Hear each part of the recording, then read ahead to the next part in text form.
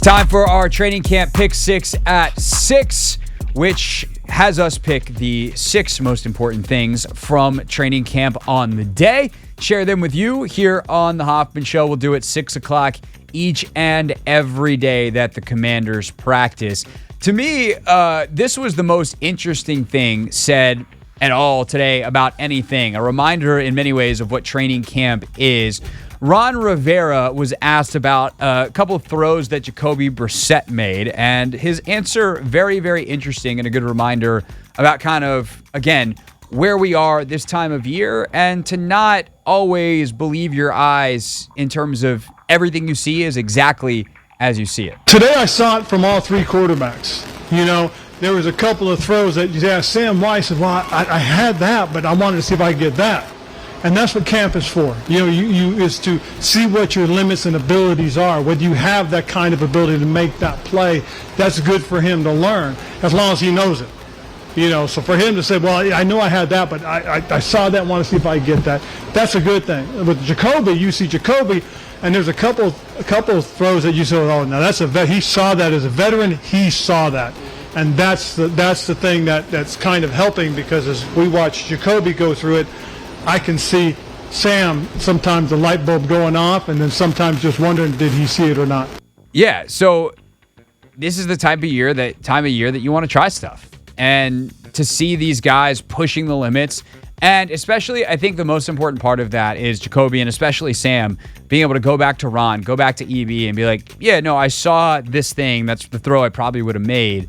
But I wanted to see if I could do the other thing. As long as it's not just like, I don't know, man, I tried something. Too bad it didn't work. It's like, no, I went through the proper process. I saw that I could have done X. I know X is there. I wanted to see if Y was available. Turns out it's not. I think it's really, really healthy this time of year. Finally healthy today was Daron Payne. Big fella, fresh off his contract, out there after missing the first 2 days with a toe injury. And then, I'm sure he loved this. Daron, not a guy who's loves talking to the media, but he'll do it. He's professional. And I will say this, just like on the whole, Allen, Payne, Sweat especially, those three guys that have come up together the last couple of years. Obviously, Chase has been out a lot, so I'm not going to lump him in here. They have all gotten better with the media. They're all more expansive now. They're all more insightful. They're all so confident in what they see. And they've actually, even though I think all of you asked them would much prefer to never have to answer questions from us, have actually become really insightful guys at the podium. Like I remember Allen's rookie year, he was straight out of Nick Saban's school. I could have predicted his answers to every question. They were short, sweet, to the point, punchy, and didn't tell you a damn thing. Now, a lot more insightful. Anyway, here's Payne today on learning from the success that he had last year and trying to balance expectations for this coming season. I mean, for us right now, like, Coach Del Rio's biggest emphasis for us is, like, starting out slow. Like, we always start out slow, and then later on in the season, we kind of get to hit our stride. So this year, we just want to come out the gate fast, swinging, and get straight to it. So we're not playing like a whole bunch of meaningful games later on in the year and having to go crazy hard trying to make the playoffs. Yeah, I mean, obviously, when he says, playing meaningful games late in the year, you want to be playing meaningful games late in the year. You don't want it to be so meaningful that every game, if you lose it, you're done. You want to give yourself cushion. You want to give yourself wiggle room. And the defense, as good as it has ultimately been, has definitely started really slow. I think Cam Curl plays a really big part in that, especially last year. As for the D-line, here was Daron Payne on the expectations this year for specifically that unit. I just want to go out there and take over games. Like, I want us to be the most dominant group on the field, like every game. Like, we got the capability to do that. We got a bunch of monsters on the edge, and then we got me, J.A., Ridgeway, and a whole bunch of other guys on the interior. So I feel like we got all the pieces we need to just take over games, dominate, and just lead the team. It's funny because last night I recorded with my guy Danny Parkins, who does a show in Chicago, but also has a national NFL podcast called First and Pod.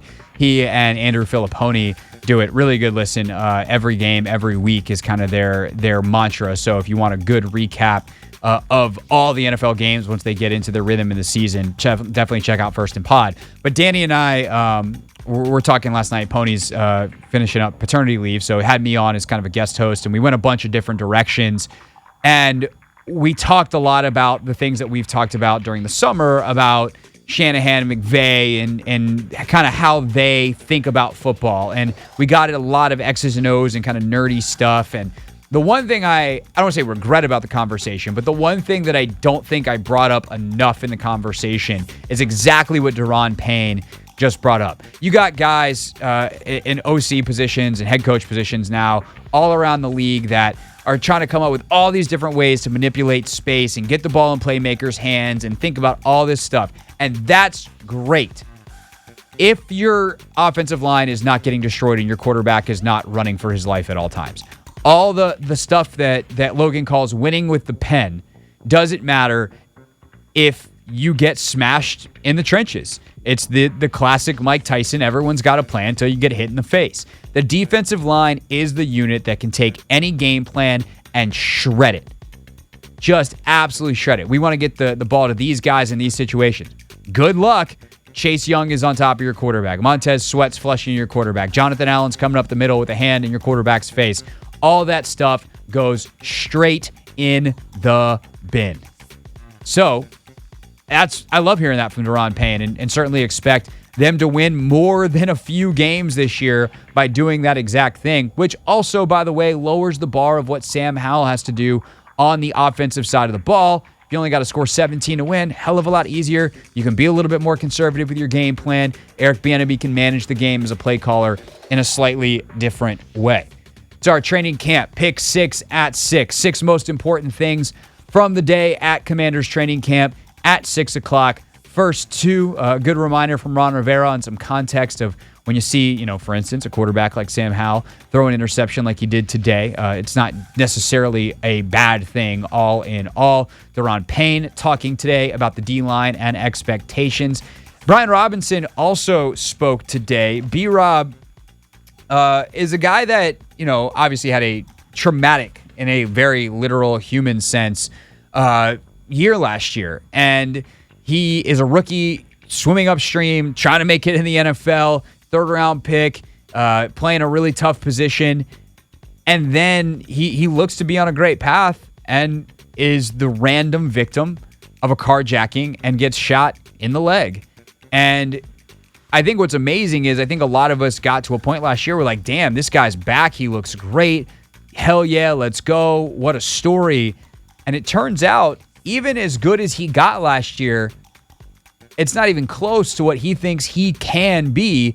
And that's just from a physical standpoint. Nevertheless, the experience and maturity that come with being an NFL veteran. Here's Robinson speaking for the first time in camp today. Now, one time I felt like Brian Robinson. So, that's night and day from then to now.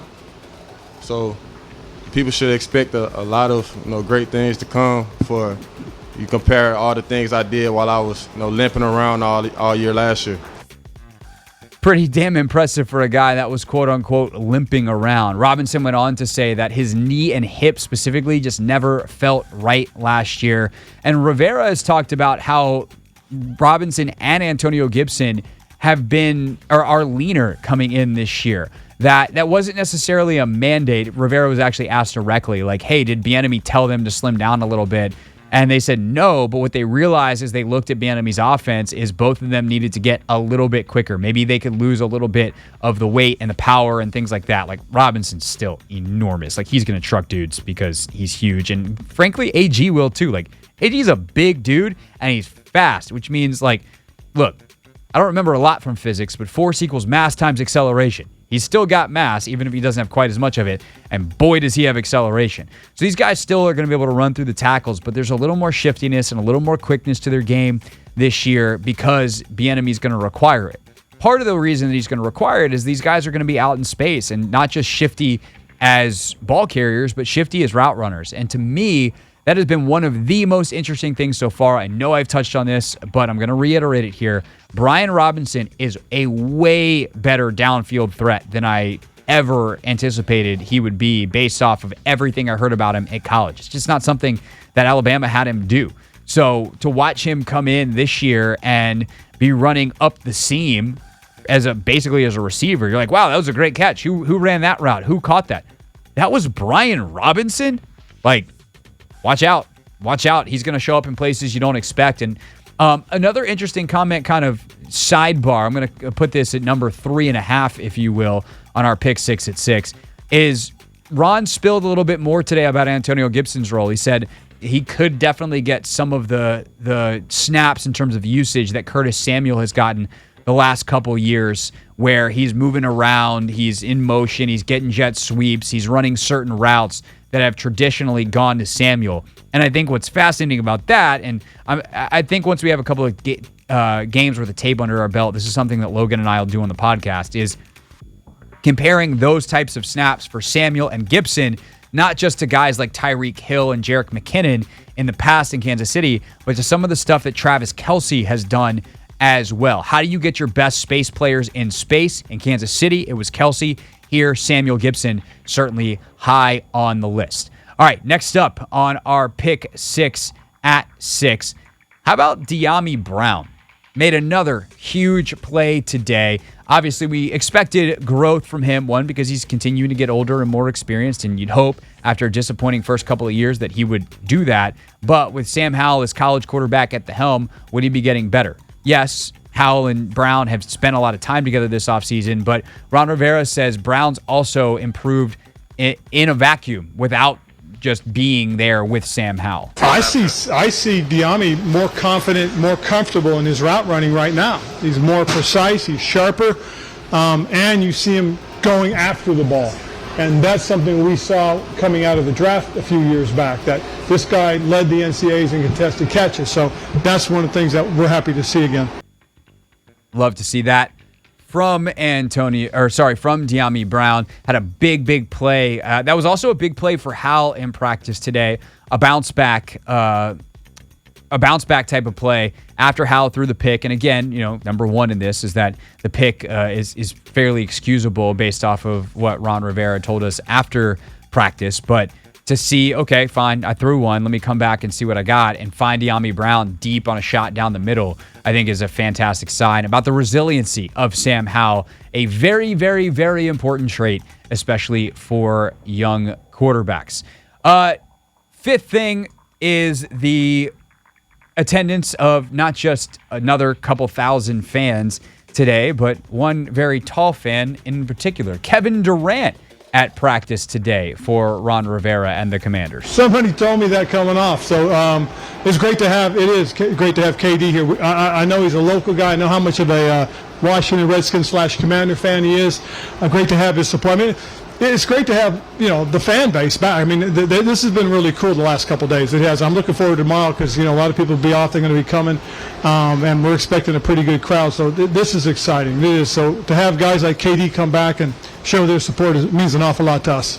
It was something that the past couple of years, I feel like Durant's always been very consistent, but you definitely saw some of the kind of luminary type of fans fade away in a way they hadn't previously, where even through the name drama and kind of that argument and some of the embarrassing things that Snyder did over the years, like when they had the welcome home luncheon, which is a big deal every single year, like Dale Earnhardt Jr. would still come and speak. Matthew McConaughey, I remember he was scheduled one year, then had a schedule conflict and couldn't come, but like he still sent a video and still made it very clear, like, I'm supporting the team. This isn't about like me protesting, like I just I'm on a movie set and we didn't finish in time, or whatever the reason was that he couldn't make it. I don't remember the details.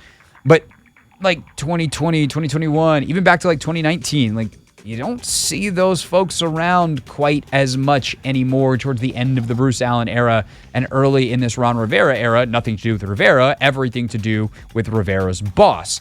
So to see these guys already starting to re-engage with the team, and I think especially for a lot of them to like be pretty blunt about, having a clear conscience or excited about the new chapter, and to not try to couch it and feel like they need to be nice to Dan.